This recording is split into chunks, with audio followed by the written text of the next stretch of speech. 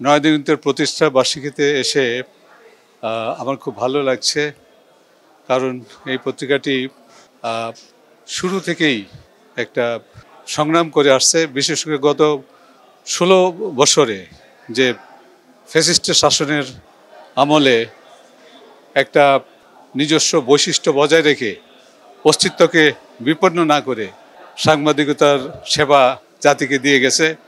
এটা একটা অনন্য সাধারণ দৃষ্টান্ত।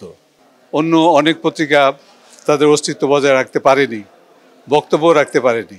তো পত্রপত্রিকা প্রাথমিকভাবে নিজের অস্তিত্ব বজায় রাখতে হবে, বক্তব্য রাখতে হবে। তো সেদিক থেকে নয়াদিগন্ত একটা দৃষ্টান্ত সৃষ্টি করেছে। আমি নয়াদিগন্তের কাছে আশা করি জাতির যে মূল বৈশিষ্ট্য আদর্শগুলো আছে সেগুলো তারা আগের মতো তুলে ধরে জাতিকে তার নির্দিষ্ট গন্তব্যে পৌঁছার কাজটা সুসম্পন্ন করবে। ধন্যবাদ।